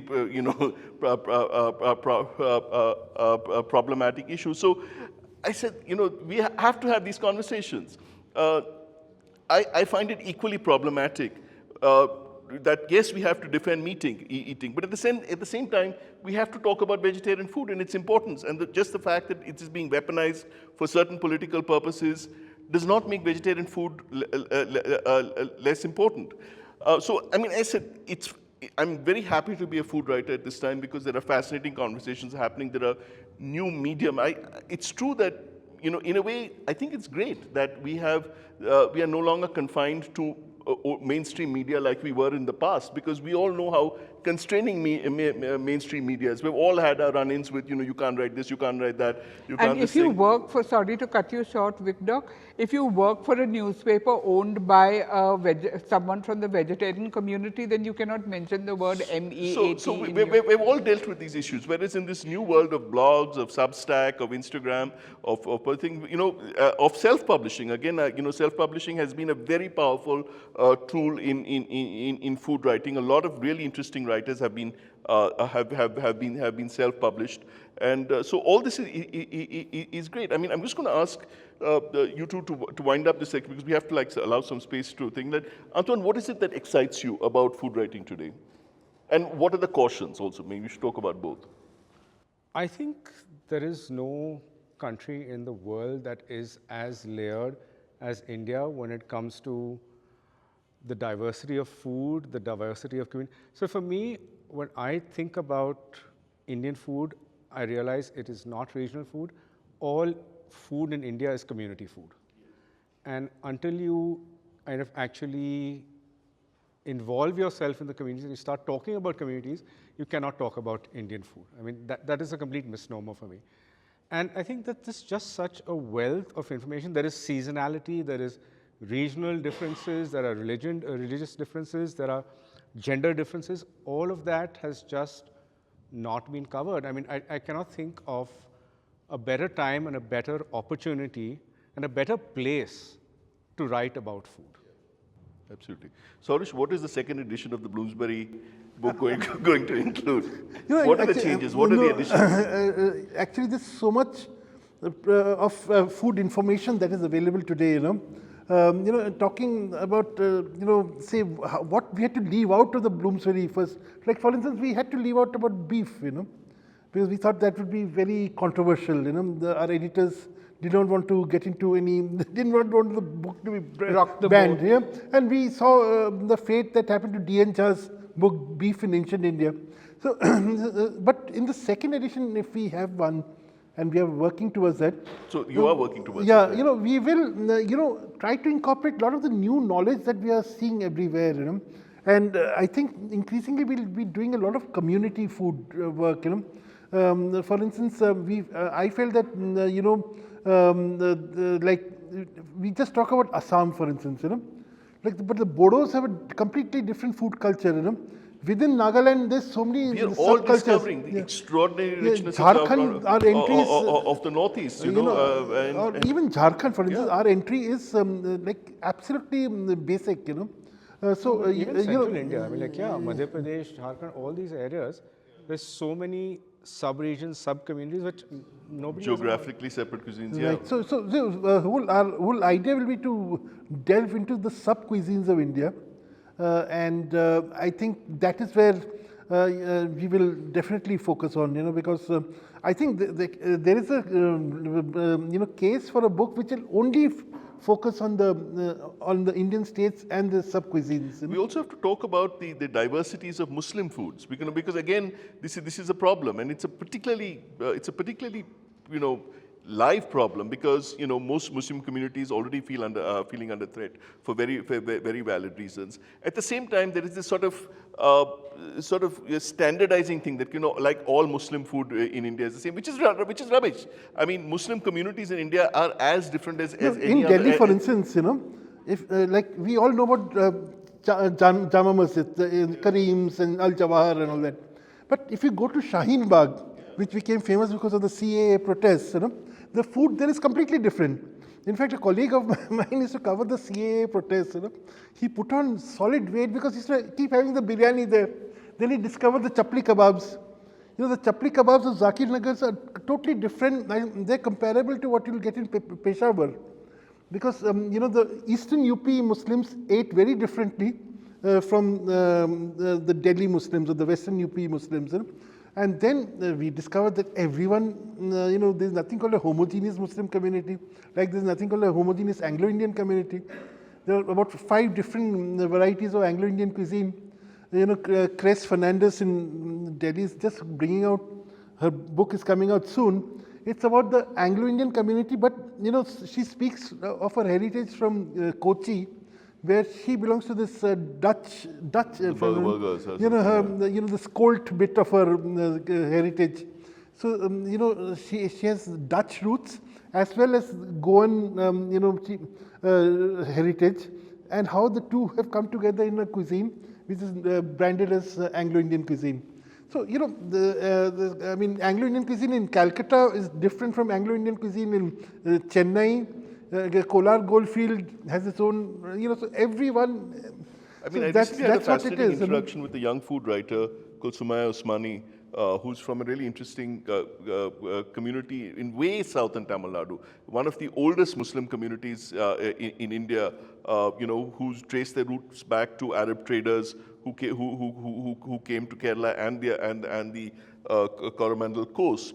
And these sort of Tamil Muslim communities are now getting documented. There's an amazing book on Rautar food that has come out. But it's very important, and this is an example of why it's important to document, because a lot of Muslim food is now getting blanketed out by this sort of invasion of Gulf food, because so many people have gone to the Gulf and are coming back, and that is being seen as what Muslim food should aspire to, in a certain sense. Now for Ramzan, which again now in India people are saying Ramadan, which is like, what is Ramadan? It's Ramzan. Just because I don't know how to pronounce Zer, that doesn't mean that Zer does not exist. Yeah, but increasingly now in Tamil Nadu for Ramzan, what is being on offer is not Tamil Muslim food, it is Gulf Muslim food, and that is being pushed as the aspirational. Now, this is an example of why we need to document, why people need to document community foods, and I'm really glad you brought that up, and that the second edition, which has to happen. In Calcutta, the Calcutta Muslim food is so different. That's the beauty of India, isn't it? Okay, great. I mean, we've talked and we are going to run out of time, but there are lots of great people in the audience who I'm sure have interesting things to say. So please, can we have a few questions, a few observations, a few things? Anybody? Criticism is also most welcome. Yeah. They don't know how to pronounce Z, so they say the. Yeah. And it's no, there's a difference between the Urdu pronunciation and the Arabic. They're two different languages, basically, roughly the same script. So that's where the confusion comes from. So, Sujata, you were saying something? Talking about Muslim food. Sumaya Mustafa is doing a tremendous job writing about Kyle Patnam. Yeah, sorry, that's the name of it. Unique, even compared to any other place in India. Yeah. But if you look at Tamil Nadu, you have Kyle Patnam, you have a little ahead Madurai Muslims, then you have Rautar Muslims, North Arcot Muslims, then the ones surrounding Chennai. Each of them, their food is different. Yeah. If you look at a particular festival, each makes different foods for that particular festival. There would be one item, maybe called by the same name, But each group of Muslims makes it in a different way. One would be a steamed dumpling, one would be boiled, one would be fried. The name would be the same. Yeah. So I think we have to go beyond calling anything, like Muslim food or Punjabi food. Quite right. Absolutely, absolutely correct. Yeah. Considering that momos have been made into tandoori momos in Delhi, so ultimate insult to momos. Yeah, I mean, there's nothing called, these umbrella definitions don't work anymore. No, even within religions, I mean, they absolutely don't work. I mean, like, even within Catholics, for instance, it's like the food between Mangalore and Goa is like that you have the dominant Catholic communities, but their foods are completely different. Mangalore And we look down on one another. Everyone looks down on that. That's the beauty of India. No, whichever community or region, Oh, you will look at always that look down on person. somebody. Look at that person. She puts glazed cherries in her Christmas cake. Yeah, and all those poor people from the north who put petha because they can't like afford things. But petha is what makes such an Indian ingredient. It was what makes Christmas cakes Indian. I mean, so yeah, And how we've managed to integrate Christmas, which has come from, I mean, the idea of celebrating Christmas with plum puddings, etc., has come from the West. And how we've sneaked in a piece of petha into our Christmas food. That's genius, you must admit. Of course, of course, of course. And semolina. Again, this is the other thing. One big beef I have, and this is my column from today actually, is that everybody is making their Christmas cakes with maida. But actually, a lot of Christmas cakes in India were made with half with maida, half with rava, half with semolina. And that gives it a completely different texture, One of the questions you raised, Vikram, which was about what makes Indian food Indian is something all of us think about a lot. And the latest thing that I've come up with is about crossroads and boundaries, because like all of us know, I'm from Palakkad, and that has a great boundary, yeah. A great crossroad, yeah. And so, like Sujata was saying about Muslim food across Tamil Nadu, so I was just, I don't know, have an answer, but I was curious about how they preserve the boundary while adopting and adapting from the crossroads. Not in every community they do this. And what do they take from each other and what do they hold within each other? My beloved, I don't know, everyone seems to have grouses about their parents-in-law, but I just lucked out being from Goa, having married into the Kashmiri Muslim community. My parents-in-law, my mom-in-law, dad-in-law, they were the finest human beings that I've ever met. And dad had one peccadillo. He would go to his side of the family relatives and come back. They used to keep him for lunch or something, and we'd say, what did you have? He said, Hashkas. That means, oh, rubbish. And when we used to probe him, there was slightly less mirchi in the Rogan Josh or slightly more tomato and something else. And dad would take great umbrage at that. We in our house cook the best. So I suppose dad is a symbol of the whole country, from north to south, from east to west. Everyone loves the food in their own house and they keep denigrating the neighbors. No, look at the mean, Bengalis. There's an interesting issue here that, one of the drivers of change in Indian families is actually daughters-in-law. Daughters-in-law bring in new types of food, and daughters-in-law, as they get in their power increases, unfortunately, often linked to the fact that they have male children, are able to bring in. The classic example of this is the introduction of eggs, like in vegetarian families, and we've seen this in Gujarat and in big ways that eggs often enter when a daughter-in-law say, but my son needs to have more protein. So then slowly like eggs will start entering into. So I mean, these are dynamics, and we have to capture the fact that that food in India happens in a highly unequal society, and that it happens despite the inequalities. In Bengal, for instance, this whole Ghoti Bengal divide, Calcutta Bengalis versus what we call the two sides of the Bangladesh. river. Bangladeshis. Completely, and within Bangladesh, then the Barishal people have a different approach to food. Kumilla people have a different. Now, my brother-in-law is from Barishal. My sister is, of course, we are Bati's mother, Ghoti, father, Bengal, but she's more inclined towards Dhaka. So, but, she has brought together the Dhaka and Borishal food. And, actually if you eat the food of Borishal, it's very different from the Dhaka food. And I know about it because my sister's family eats both. Again, a live issue is the role of migrants. Everybody, the role of migrants in our world in general is becoming more contested. But the reality is migrants are the way foods change. So many migrants work in food, take up jobs in food production. I was reading a wonderful book that's come out about Paris, where I learned the fact that all the top Parisian restaurants, the kitchen staff is Sri Lankan now. And Sri Lankans are cooking absolutely the most authentic French food. And also on the side, they're also cooking Sri Lankan food. So Sri Lankan food is slowly making... In New York, all the Indian restaurants are the very No, in French restaurants. No, I'm talking about in New York, the Indian restaurants. I mean, it was because recently I went there, it was a revelation. The guy is coming with paneer tikka and all, it's Mexican. And that's what, my classic story about all this is Junoon, the restaurant which got one Michelin star, but now it doesn't have it. The executive chef, there was a Pakistani lady, and such is the politics of a subcontinent. The owners were so scared about highlighting that a Pakistani woman chef was preparing the food that they promoted Vikas Khanna. And everyone made him the India's Michelin starred chef. And he was also very pretty, But which actually, helped. no chef gets a Michelin star, that's beside the point. But the poor Pakistani person, lady, who's still doing Indian food everywhere, and she's pretty well regarded, she's nowhere in the picture. And this is nothing new. Like, look at the historical role of Goan chefs, okay? Because Goa had, as we were talking earlier, was a place where there was actually pre-independence, pre-liberation, or whatever the other way you want to call it. Goa, huh?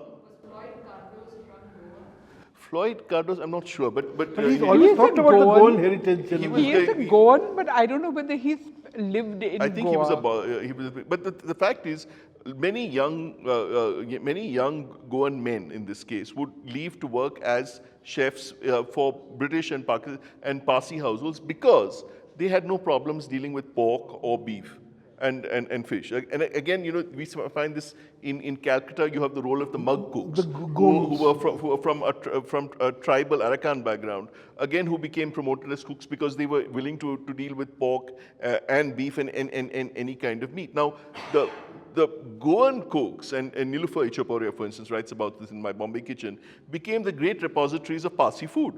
A lot of the classic Parsi dishes became were made by Goan chefs, and when suddenly one day all the Goan chefs went off to the Gulf, the Parsis were no longer able to make a lot of these dishes. So the roles of migrants as a way of preserving and changing food. Tandoori momos, you mentioned. Now you can see that as an abomination. You can see it as a fascinating development. I mean, the whole growth of the momo and from where and how and things like that, it's real. I mean, And that's one story of women's empowerment, actually. Yeah. The momo economy is entirely women-led, like there is this Dolly auntie of Delhi, she's like the dawn of momos, Dolma auntie. Dolma auntie, not Dolly. Dolma auntie. So like, And also how the palate solidifies and also allows for migration. I find that Indian homes, a coconut oil will find it hard to make inroads into a Bengali home that uses Not hard, impossible. But an olive oil will be allowed, especially with cooking with the Italians. Yeah. They are open to foreign. Yeah, but Yes. never ever to Indian, yeah. So there's a sort of, even in Tamil Nadu, some parts use coconut oil, Palakkad being one, and the other Tanjore, people don't use Nalunai. sesame oil. And within the same state, you can't make inroads. yeah. Sorry, you heard something. I want to know all your perspectives on the future of Indian food writing or food content creation, just as a general direction, and if there's any specific people or movements that you're seeing. I mean, I think there are a lot of amazing young writers. Just read all the writers that Anisha is publishing, Read Goya and you have a journalism. whole roster of like of amazing like food talent in India.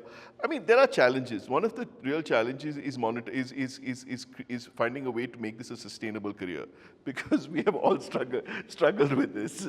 And the reality is that most of us have been able to do food writing because we were also journalists on another side, or had other gigs, or had things like that. The reality is that, and this is actually again historical. Food writers from Elizabeth David onwards and have always struggled to find a way to make a living as a food writer, and you always have to often make compromises, you know, to take on publicity jobs, find things like that. And the reality for food writers is it's difficult to be a focused food writer.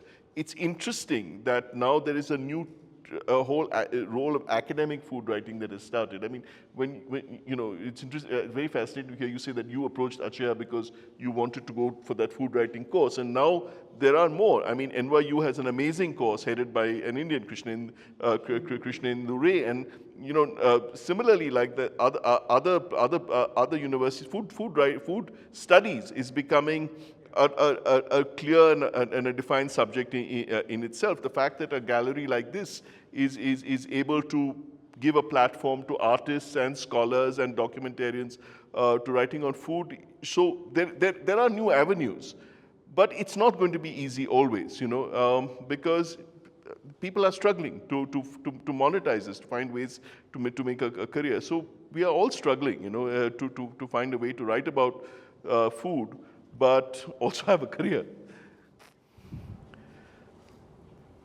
Yeah. I wanted to ask about the gender lens that you mentioned. Sorry? The gender lens, that how so far a lot of what's written about is from the male perspective. Yeah. And not to mention what you were saying, you don't tell the daughter-in-law what was cooked before, so the women are the secret keepers of the family. Yeah. Even with recipes, we keep secrets. So, and there's also the perspective that it's dal chawal, whatever is being cooked at home. Even if your chawal and dal have a special recipe, you don't think it's special. So what is happening with that? Is there any sort of initiative of gathering the, you know... Can I say that what has been the most empowering thing for women cookers? YouTube. Really? Yeah, YouTube has been the great way to empower cooks in general, and women women cooks in particular. The fact that you don't have to write, that you can just switch on your phone and document. There are all these amazing YouTube food channels run by this auntie and that auntie, by those village cook guys. So YouTube has been the biggest way to empower previously marginalized people, voices, because you don't even have to write. You can just switch on your camera and document. I'd also like to add to this, Vikram, that MasterChef actually has played a very, very significant role in terms of moving away from the professional chef to the home chef, and realizing that the home cook rather, and realizing that the home cook can produce food that is as good and as tasty. And I think to a large extent, this home cook movement that we have seen in India, which is largely run by women again, who are just bringing out their community cuisine, is a kind of a fallout of MasterChef.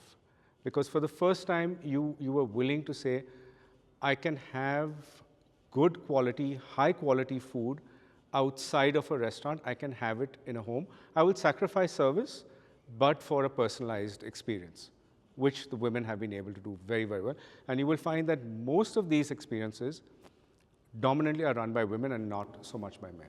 Yeah, to this, I would add COVID, you know, because I work with the organization now called We the Chefs, you know, and so I keep interacting with women home chefs, and they all got into the business during COVID. They were basically cooking for their housing societies or WhatsApp groups, and now they're all established entrepreneurs. You know, they've all been now in the business for 6 to 8 years. You know? Okay, so it's another world altogether. No? Yeah, I'm going to qualify what I say, that I think YouTube has been hugely empowering. The problem is that then the question of rigor, or like documenting. How does one document? How does one make sure all this doesn't just vanish when a YouTube channel is pulled? So there are serious issues related to technology and documentation, which I think it's great that places like this, especially media labs, are raising this issue of technology, documentation, who gets to speak, and how can you contest or provide alternate. So these are important issues. So technology is important, but it's not without problems. Because right now, whatever you've said is great. It's popular culture. Yeah. It's not academic or it's not research driven yet. So there's still like a huge gap that Yeah. needs to be. I mean, for instance, like look at that Village Cooks channel. It's a fascinating channel. It's also a very weird channel. I mean, like they're doing it for publicity. They're getting the things. It's been written about in the New Yorker. It's only men. Yeah, they're only men cooking. I mean, at the least you'll see some woman doing some work in the background. It's environmentally extremely unsustainable food. I mean, they're looking at all these. Sometimes the species that they're catching, especially the marine species, are really a bit dodgy sometimes. Especially with the marine food. There should be questions about like cooking some of those food. I'm saying this from a position of privilege. To recognize this, I don't want to say that I'm sitting here saying so you shouldn't be cooking like Ray or something like that. But the fact is that there must be questions raised also.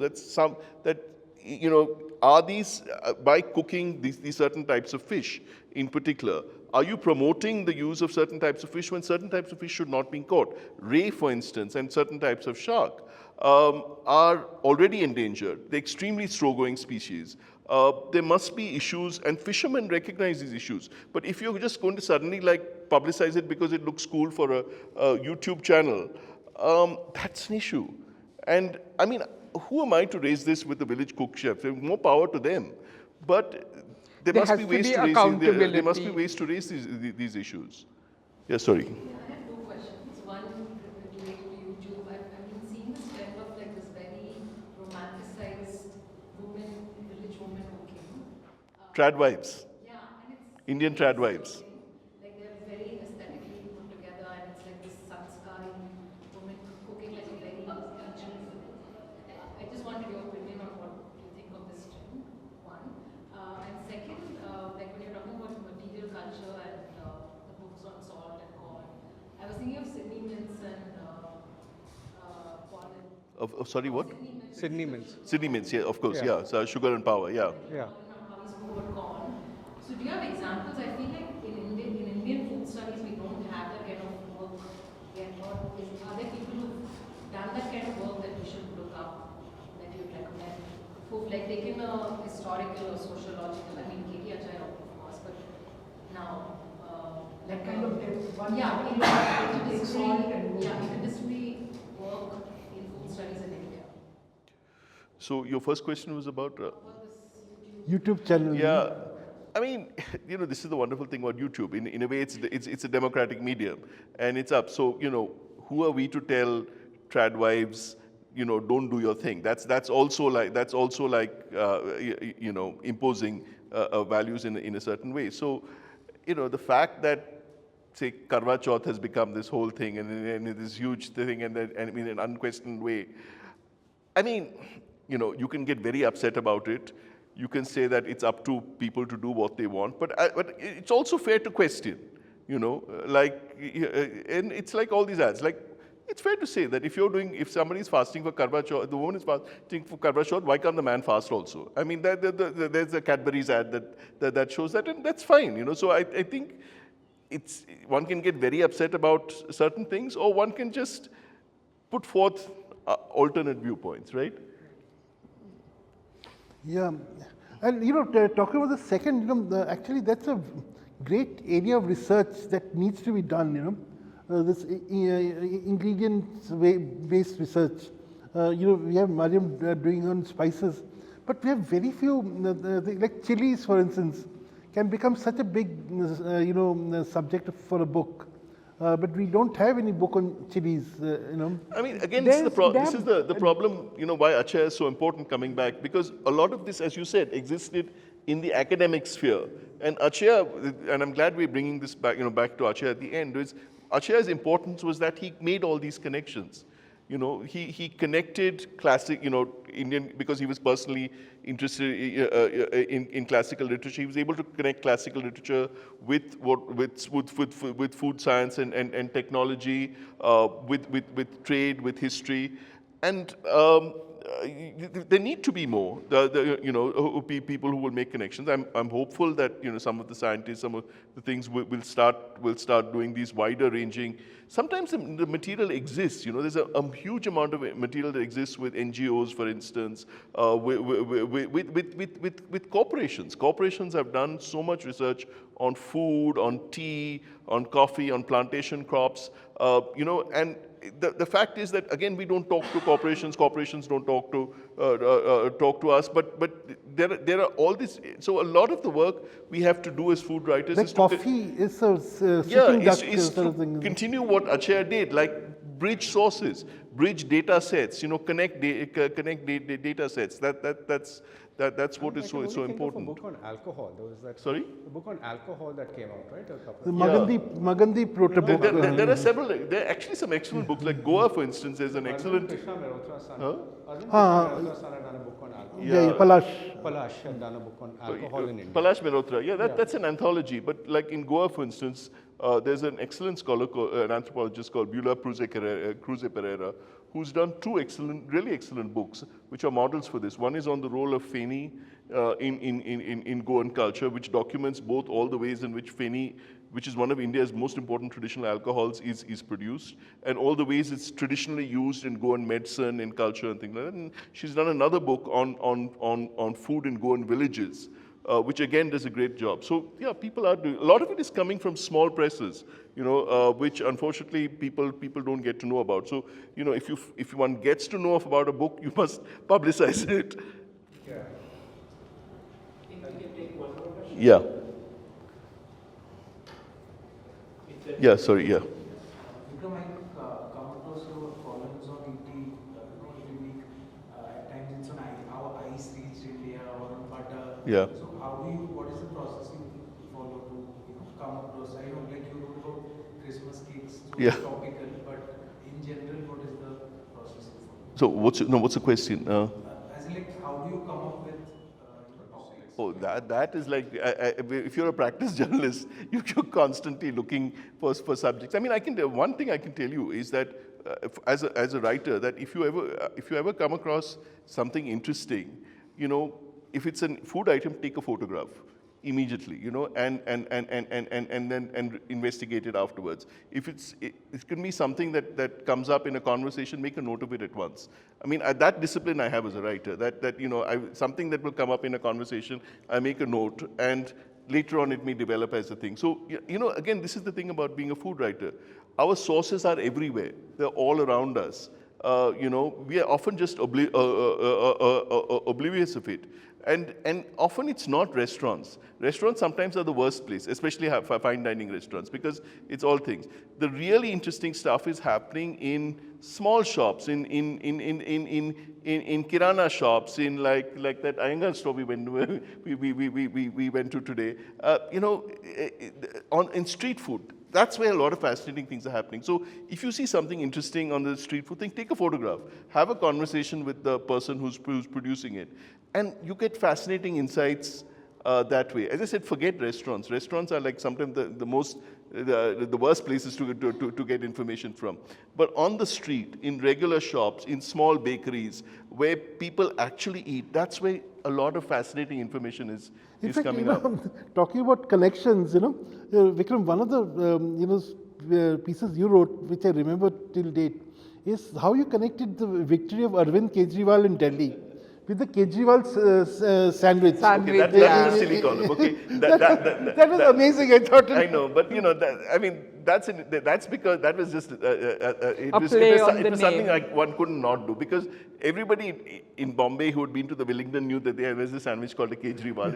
It's been made in the Wellington Club for ages, and in one or two other restaurants. You know, one of those steak restaurants used to Americano was doing. One of those Sizzler restaurants used to have it. Kobe's? No. Kobe's, yes, Kobe's. Kobe's used to have the Kejriwal. So, but what is fascinating is how it's grown from there. Now in London, you can go to Dishoom and have a Kejriwal sandwich. The New York Times has written about a Kejriwal sandwich. This, I suppose, is great in a way that this is how, you know, for food trends can I often cite this Kejriwal thing as a classic case of how, you know, and it is backed with facts. It's research. It's not like, you know. Does anyone in Bangalore serve a Kejriwal? Okay, I mean, it's not a great sandwich. Okay, personally, I feel. I mean, it's like cheese and poached eggs and chilies. It's not a big deal. I don't know what. I mean, if you make a chili cheese sandwich and add a poached egg or a fried egg on top, that's a Kejriwal. Okay, but these stories are not documented as to how it came. Over time, it will become, you know, the Delhi past chief minister. Absolutely. So he will abstract it. Yeah, He'll so in a way, it's important that I documented the fact that Devi Prasad Kejriwal, you know, got it the Wellington to make it because his family wouldn't let him eat eggs at home. It's as simple. And he liked chilies. He liked lots of chilies. It's as simple as that. And he added chilies mainly because he found the cheese to be too boring. So, hence the Kejriwal. You mentioned, I think more than one of you mentioned that you are not necessarily foodies to do food writing. Yeah. Now, I don't entirely believe that, because I think to write the way you do with so much of intensity and depth and detail, you must definitely be engaging with cooking or food, because how does, don't you think, like, okay, food writing is one thing from the historical, cultural, perspective, but actually documenting Indian food, the way it's cooked, whether it's state-wise or region-wise or whatever, it's only bloggers I find now. There's not so much of food recipe writing coming out as books of a particular, do you agree with that? Yes, absolutely. Yeah. Now the trajectory, because the internet is this big and one book is only so small. So why should I labor over this for 2 or 3 years of research, and then every publisher that I go to says, no, thank you, and not for me, when I can just click onto recipes of China or recipes of Saudi Arabia or whatever it is and get like 1,000 recipes. So it's like kind of back-breaking work, but for what?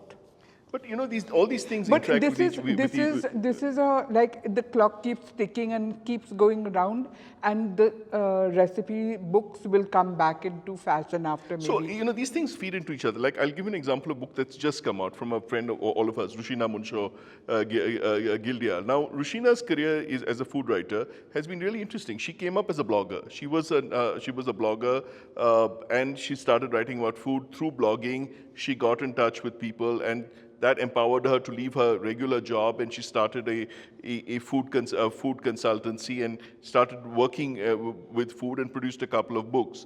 Then all this came to a crashing halt during COVID, and she was stuck at home. So she went, because she's very enterprising, started like online sessions where people could talk about food. She started focusing on chutneys and getting narratives about chutneys. And she started getting narratives about chutneys from across India. And now it's finally come out in an amazing book. It's like this gigantic volume on chutneys, which is like just, yeah.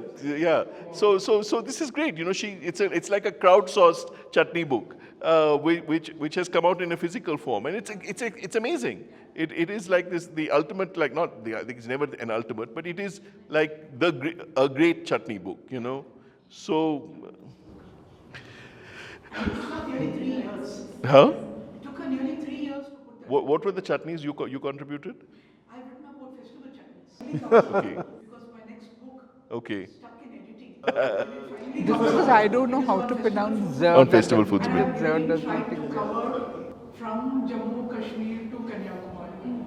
So back-breaking job.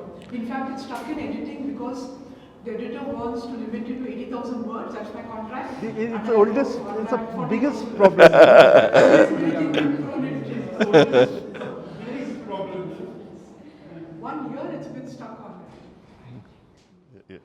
Yeah, sorry. Okay, so I think Danny is giving me desperate signals saying we need to wind up. Sorry. Thank you very much for coming. Thank you a lot to Science Gallery for giving us this space to talk about KT Achaya, the man from whom we all started. And thank you for creating this amazing exhibition that if you haven't seen, I really recommend that you go do because Criticism it talks, is also it's most documenting a lot welcome. of the issues that we've been talking about.